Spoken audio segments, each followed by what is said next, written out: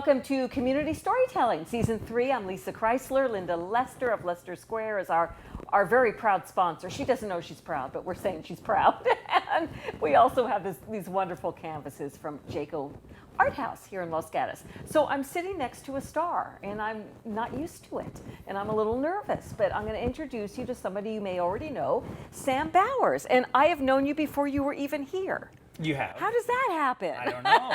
I guess I really didn't know you yet. No. But I know your parents so very well, so I'm a little nervous because I got to do Mama proud. Oh, yeah. Because she's going to be watching. She will be over and over again. Lisa. So Sam's parents are Kim Vestal and Craig Bowers, both of great radio fame. Kim a little more famous, probably. My father moved more into the production side. Yes, She's so still out of town. you hear his voice, but you don't know the face that goes with the voice. And now you. And now me? Yeah, how about that? Apparently, such a big star they didn't ask me to be on the show till season 3. Well, there you go. And believe you me, we tried to get you in season 1. You were always busy. I'm a hard get. I'm a difficult get. So what year did you graduate from Los Gatos High School? 2010, baby. Are you serious? Yeah, 2010. So how old are you? I am 26 years 26. old. I need to pay for my own health insurance now. Yes, but I'm sorry. But you're making money, so it's okay. I'm making hand over fist. Yeah, we'll get to that. A shirt I've had for 12 years. I'm making a lot of money. So you were a huge football player here. That is a former legacy of mine, yes. Well, but it's a good legacy. You were quite the player. Wide receiver. Yeah, I was a wide receiver. I was the quarterback of the junior varsity team. Okay. And then Nick Hirschman was a far better quarterback than I was when I got to the varsity team, so I played wide receiver in high school. And that was a good thing because I guess you were like a college prospect, right? I was recruited by some very, very small universities that don't give scholarships. Yeah. So and that would be a problem when your parents are in radio. Yeah. I can say that because, I was in radio. So, yeah, your parents are in radio, the big Ivy League schools, that just doesn't work. Yeah, I had a coach from a wonderful university in the state of Oregon came to my house. Whoa. And he drove up into the mountains. I was going to say, that's a drive. I've done that drive. In the middle of the night, and we sat there and talked to me about his school. And so, yeah, I did get to dip my toes in the recruiting game and feel like something for a little while. And then I wound up playing a year of football at De Anza Community College in Cupertino. And then one day you woke up and said, I think I want to be an entertainer. One day at De Anza, I woke up from a concussion I had received in the middle of a football game. So 2 days later, you woke up and said, I think I want to be an entertainer. And I went, oh boy. Fortunately, it was the one and only concussion I ever got. The human brain can handle like one. It's when you get a second one that you start getting some problems. And I went, people who play football for a long time, you don't walk away with just one concussion. It happens multiple times. So I went, maybe this is not the way to go. And I had always, from a very young age, been interested in comedy. So it was at that point I shifted gears and shifted focus and went more into broadcast and comedy and performance. Now, before we leave Los Gatos, I mean, you were an employee of KCAT TV, were you not? This very room is where I cut my teeth of doing bad satirical humor. So we get to say a star was born at Los Gatos High School, if that's KCAT what you TV. want to call it, Lisa, then yes, you may. So how did it begin? So my senior year of high school, me and my dear friend Chris Diamond, who was the funniest kid in school, I wanted to be the funniest. You were the second funniest. No, I wanted to be the funniest. He was far and away the funniest. Okay. So I did all the work, and then he got all the laughs. God bless him. I know how that goes. So he and I hosted the senior talent show at Los Gatos High School, and then there was a fundraiser event going on here, and somebody who was connected was like, hey, you guys hosted the talent show, you came up with all these bits and sketches and stuff. Would you be interested in doing some of those for the telethon? And we said, yes, of course. So we came into this very room, and Mike Wasserman stole a joke that we came up with live on the air. Mike steals everybody's jokes. I tell you. We rip him for that all the time. It was fine. So we did that, and then it wasn't long after the station was like, hey, you're two funny guys. You're here in town. I was going to De Anza. Chris was going to De Anza. We were staying local. Do you want to make a show? He said, "Oh my gosh, of course," which was probably more of me saying, "Oh my gosh, of course," and Chris being like, "I'll go along with it." Yeah, he does the work. He was the funny one. Wouldn't have worked without him. So I then learned absolutely like the foundation of everything that I know in production. So that's right. The first time I really got my hands on cameras, and I learned how to edit, pulled my hair out, figuring out how to edit video. And we made 7 episodes of Sam and Chris, a sketch comedy show here on KCAT. And we loved it to death. And now looking back, it's like mortifying to, To watch. see what you were. Yes, I know. Clean shaven, long, floppy Justin Bieber haircut. Been there. But that's how we got started. And then I did a show after that called, eventually wound up being called Lamestream Media, which was me behind a news desk with a jacket doing my best Seth Meyers, Stephen Colbert impression. Just breaking down the news, doing setup, punchline, and editorials, and just trying really, really hard to be funny. And did you send it to them?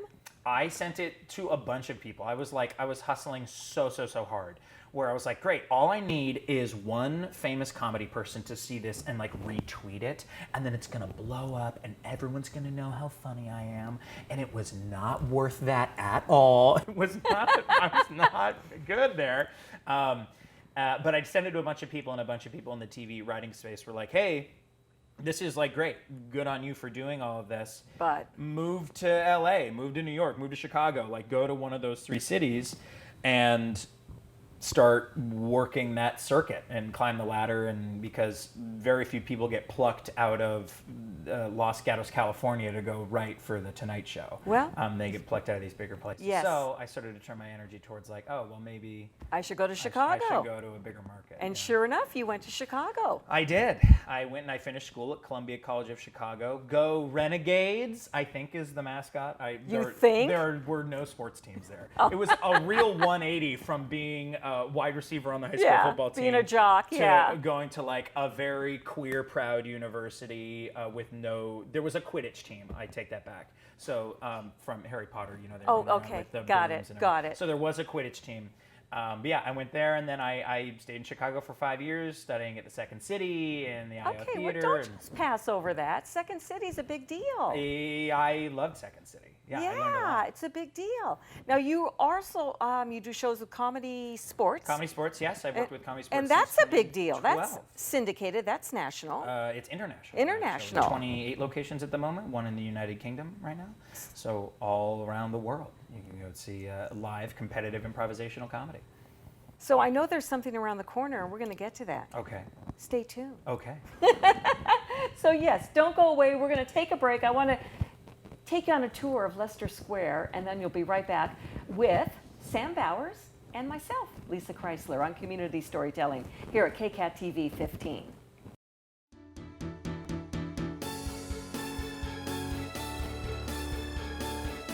Hi, it's Lissa Kreisler. I'm at Leicester Square right here at the corner of Blossom Hill Road and Los Gatos Boulevard. A lot of fun things to do. Ken! Lisa, I didn't even nice to see you. finish my sentence. I'm so surprised to see you. What are you doing here? Well, we live close by, and we're taking Rocky to the vet today. So do you have time for a cup of coffee at Phil's with me afterwards? Sure. Is it your treat or mine? It's definitely your treat. And Rocky's coming too. Good with me. I am so glad to run into you at Leicester Square. It's one of my favorite places. It's one of my favorite places too, and we've been to Varenza and Super Duper and Phil's, and we love going here. And so where I live, I have no flowers, so I come here to Leicester Square to enjoy all the flowers. They're gorgeous. So the motto here that Linda Lester coined is meet me at the square, or meet us at the square, or meet your besties at the square. I meet everybody at the square. It's Leicester Square in Los Gatos. Come on by, and cheers. Yes. Well, welcome back to Community Storytelling. I'm Lissa Kreisler. I'm with Los Gatos Wildcats graduate, 2010, Sam Bowers, soon to be a big mega comedy star. Any day now. Any day. So you have all the schooling. Yep. You have the creds. If you look up you on Google, which I did, you have many YouTubes on there. All of your work is on there. You're a producer. You do voices. When are you getting on Saturday Night Live? Is Hush- that a dream? Is that your dream? Saturday Night Live is, of course, like always the dream for everybody. I'm Hush Hush. I'm working on a packet for them right now. Are you? A writing packet. Yeah. So we'll see what happens with that. How? I mean, you know people in the business. How hard is it to get picked up by a Saturday Night Live? Well, I sort of Saturday Night Live was always like my favorite thing, and it still is my favorite thing. I love watching it live on Saturday. Like so many people now just watch the clips back on YouTube, or they watch it the next day or something. Like I prefer to sit there at 11:30 on a Saturday night and actually watch it. It's just more exciting to me that way. So when I was young, like in my 20s, maybe my early 30s, we would stay up late every Saturday night, 11:30. And then we said, okay, this is ridiculous. You can record it now and just watch it Sunday morning. Yeah. So as old folks, and then you can fast forward. I must tell you, I think many of the skits are way too long. I watch for the news and I watch for the opening. And once in a while the musical act, they're usually way beyond me. But I mean, you watch the whole show and you love the whole show? Well, as Lorne Michaels always says, the show doesn't go on because it's ready, it goes on because it's 11:30. Got it. And so it is the ultimate balancing act in television. So it's the high wire, the trapeze, it's a thrill to watch it. Have you ever gone there to their studio to watch I it? did the studio tour with my family years ago. As did I, but yeah. I have not been in there for a taping or anything like that. But yeah, in Chicago, I really became familiar with the process of how people do get on that show. And now I know people who do work there. And Luke Null was a cast member on Saturday Night Live a season ago, and he was from like my generation of Chicago improv people. So I remember the day I went to improv rehearsal like 2 years ago, and someone was like, Luke Null got it. And we were like, what? Is that what it is? He got the job. You're kidding. And then a week later, Luke Null is in the opening credits. And it was like, that's one of us. Like, that's our generation, a guy that we know. So yeah, familiar with the process. And are all their writers on stage? No. No. They have plenty of writers that don't perform. There's a legendary Saturday Night Live writer named Jim Downey who was there for 30 years, who probably was never on camera one time. And would you be happy with that?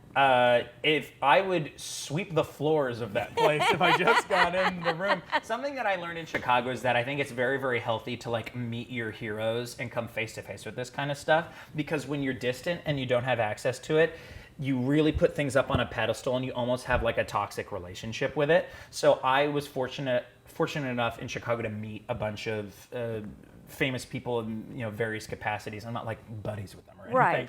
Right. But to meet them, just go, oh, that's a normal person just like me who happens to be very talented and successful and lucky at what they do.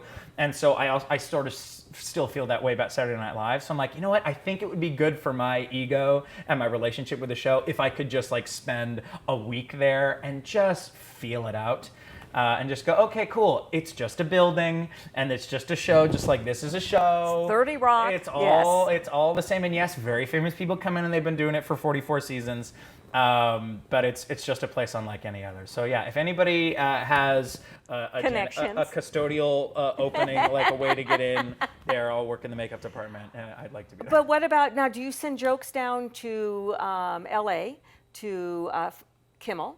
I mean, in the old days, I used to have friends who would write jokes. Sometimes they would get picked up, not very often, but then they would get, I don't know, $15. No, I never submitted to any of the late night shows. Well, I was not an active submitter. I've submitted packets to shows. I've been invited to send packets to shows and stuff in the past. But yeah, I know the head writer of Jimmy Kimmel Live. His name is Danny Ricker, and he has played Comedy Sports in Los Angeles for 15 years. So he and I know each other through Comedy Sports. So you're here for the next few months? California sunshine. Can't say no. Okay. Can't walk away. So who will you be working for here? I will be performing every weekend with CSE San Jose over at Comedy Sports and at the Three Below Theater which is Lounge. a great theater in downtown San Jose. Oh yeah. Brand new. They just renovated it a little over a year ago, and it's just gorgeous and brand new. And then maybe to LA. Do you want to do the comedy clubs down there? No. I'm not as much. I don't do stand up. Okay. I'm not a stand up There's guy. a big difference? There's a night and day. Yeah. In stand-up, when you do really well, you get all the praise and all the glory, but you can't share it with anybody. And in stand-up, if you tank and have a bad Yes. show, it's all on you, and it's all your fault, and you feel horrible. In the world of improvisation and ensemble sketch comedy, when you do well, you can share that with the people you did it with. Right. And then when you bomb, you go, boy, we really ate it out there today, didn't we? So I am much more attracted right. to the ensemble dynamic and the collaboration. So what comes after your few months in California? New York City is calling. Yeah. Start spreading the news. And you're just going to go there? I assume you've saved your money, young man. Well, yes, I am employed and Yes. have a savings account. Yes, so you can go to New York. It is expensive. A friend of mine lives out there, a comedy friend of mine, and I was saying, boy, it's so expensive to live out here. And he went, no, you know what? It's actually not that bad. My rent is only $700 a month. I said, $700 a month? How many roommates do you have? And he said, oh, 7.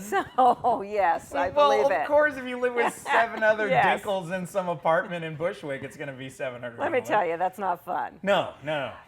Could you do some acting on maybe some TV shows that are shot in New York? Did you try anything in Chicago? Yeah, I performed a lot. We did a show by improv team in Chicago, LL Cool Beans.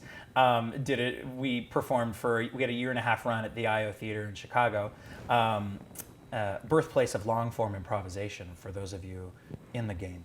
All two people nodded all the their two head, people in yes. Los Gatos were like, yeah, long form improvisation, the deconstruction, Del Close, very cool. We had, reps from CAA, Creative Arts Agency, came to see our show once. Yeah. And we ate it so bad. We bombed. We were so nervous. Had little flirtations with stuff like that. But then I also, probably the most fun on-camera thing I got to do in Chicago was I did a video for Clickhole, which is run by The Onion. Yes. And so Clickhole is a parody of like clickbait websites. And so I did a video that was titled, Whoa, man does 40 celebrity impressions in 90 minutes, which was a parody on this idea of like, look how many impressions I can do in a short amount of time. So they said, what if he does a lot, but over like a really long video? So I sat in front of a camera for 90 minutes and I did 40 impressions, and it was like 6 or 7 minutes between each impression, and we had like 2 million people we did it live, so we had like 2 million people who were watching it live. Whoa. While I was sitting there just All right. stoically looking at the camera. So that was a cool little thing I got to do. While I was in Yes, Chicago. very cool. So you've lived in Los Gatos all your life. Born and raised. Santa Cruz Mountains. That's I right. went to all local schools. Parents in broadcasting. Yes. What was it like being the son of two people who were on the radio? I'm so spoiled. Just like, I remember being in the car in elementary school. So my mom did the morning show At on Cara, Cara Radio yes. for many years. She was on against me at KLOK and Head K-Bay. to head, the rivalry Yes. has never subsided. And Somehow we remained friends. We Uh-huh. became friends You're and remained professionals, friends. That's what it is. Yes. Leno and Letterman. So No. my dad would drive me and my sister to school in the Yeah. morning, and we would have mom Yes. on in the car. And sometimes we'd carpool with other kids. Yes. And be like, oh, that's your mom. Oh my gosh. And we were like, yeah. Yes. What station is your mom on in the morning? Like, we listen to our mom. You probably Right. listen to your mom. And it was like, oh, no one else's mom is on the radio. So I got dragged around to a bunch of events that she would MC. We'd go to a Sharks game Of and she's on course. the ice doing a Yeah. bit. Or she's running some charity show for something and I'm trying to play my Game Boy because I just don't care. So just spoiled to the media landscape. Never right any out the gate. close calls. My daughter, my oldest daughter, she was in 6th grade and, listening to me on the bus. I didn't know all the bus drivers listen to K-Bay in the morning, and I was talking about her breakup with her Oh, boy. boyfriend. Oh, boy. And she truly did not talk to me for 2 days because there they were on the bus and mom's talking. I had no idea. So I kind of got a lesson there. I mean, did your mom ever get any lessons from you? Like, Mom, please don't talk about that Well, anymore? she loves to talk. When I lived in Chicago, she would just tell anyone what my rent was. I'm like, don't tell people my financial situation. But I also remember like going to dances in middle school, and she would volunteer to like do the tickets or Sure. something. And she's just so extroverted and Yes. so good at communicating with strangers. So she'd be yucking it up with the kids coming in, and she'd be like doing bits with all the pretty girls coming into the dance, and I'd be like, Mom, stop talking to the pretty girls. They know you're embarrassing me. Yes. Not that I was ever going to talk to them anyway, but like I would be mortified by how extroverted and comfortable she was. And that's, your mom and I do get along well because we almost the same people in terms of that. I mean, you know, just very social, put us any place and we'll get a new friend and embarrass our kids, you know, whatever. So, but it's okay. A lot of It's shame, okay. a lot of shame. And you have a sister, and we would love to, you know, we love Los Gatos high school grads who are stars. I mean, they may not, you know, they're not Lady Gaga yet, but they're stars. Hannah is far more of a star than I am. Well, I don't know about that, but tell us about Hannah. Hannah Hannah went into music. Hannah Bowers. Hannah Bowers is a musician. She's Yes. a songwriter. She plays guitar. She plays piano. She sings. Went to USC and was in music down there and everything. All this really impressive stuff. And then I went into comedy.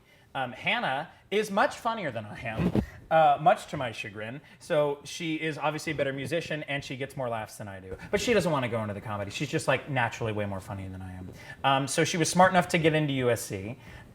She was like one of the most popular kids in her grade when she graduated from school.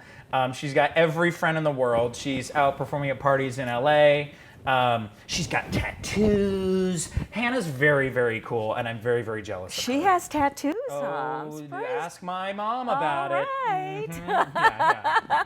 So, but I mean, she is making a name for herself. Yeah, Hannah. She's selling her music. She's selling her music. She's recording albums. She's been on, her music's been on TV shows. She's gotten her songs placed on a number of programs and like network TV. Like she got a couple songs on the show Elementary on CBS. How about that? Network TV that, you know, people all across the country are tuning in to watch. It's not some niche little small comedy project on a weird website. It's like real. So yeah, Hannah's doing very, very well for herself. That's amazing. That's amazing. What do you attribute that to? I mean, you have entertainment in your genes, and so does Hannah. So I guess mom and dad. It must just run in the family. My grandma Alice, my mom's mom, was a beauty pageant queen. She was Miss Watsonville. Whoa! And has worked as a working painter her whole life. So she's like in the arts. And then my grandfather, Sam Vessel, for whom I'm named, was a Pulitzer Prize winning photographer. Yes. So he's arts, and he worked in the journalism. There's a picture your mom posts every year around the JFK assassination or a birthday of a picture your dad took of President Kennedy, and he is wearing sunglasses. Yeah. And it is the most amazing picture. And I know his work is in the Smithsonian. Yeah, that photo was featured in the Smithsonian. Amazing. It's been up all around the house for a real long time. It's a cool picture. It is a very cool picture. So the Vestal Bowers family has quite a bit to brag about. There's some arts and broadcast and performance. It all just runs through the veins of everybody. So if you don't get Saturday Night Live, where will we see you? Maybe on a TV show in New York. Yeah, maybe a TV show in New York. I mean, when I first started in comedy, the goal is I'm going to be the host of Weekend Update on Saturday Night Live, because that's just all you see that there is. Right. Is these performance opportunities on television. But, you know, going to Chicago and getting more familiar with the scene in the industry, you go, oh, there's a lot more opportunities that you don't get to see. On every one of these shows, Which is true. There's a million jobs behind the camera that are extremely Yes. creative and fulfilling, that now that I'm familiar with them, I am also interested. Yes. So, boy, if I got to be on the cast of SNL, doubt it. I would love that. Okay. But oh man, if I also had a job touring the country in going into the improv comedy clubs looking for the talent who's going to be on Saturday Night Live, I would love that too. All right. So big things are coming. Yeah, I want to be in the biz, baby. And you're going to be in the biz. I've You been already are in the biz. I've been in it a little bit, and I want to be in for the long haul. Started right here at KCAT TV. Right 15. on this very stage. And we are so grateful you came back. The other side of the room. To spend time with us. Thank you so much. And I know Los Gatos High School, they love when the grads come back, especially somebody like Sam Bowers. I hope I don't terrify the children. You won't. Okay. I promise you. Mom and Dad did well. They did well. So I got a little secret here. So Sam was nominated by moi, and Melissa Torrin. And you know what? You could nominate somebody just like Sam, too. We would love to get a nomination from you. Who do you know who we'd love to talk to? KCAT.org. It is so easy to do. And thank you so much. Sam, thank you so much for being with us. Thank you, Lisa. This was a treat for me. Thank you so much for being with us at Community Storytelling. As always, right here on KCAT TV 15.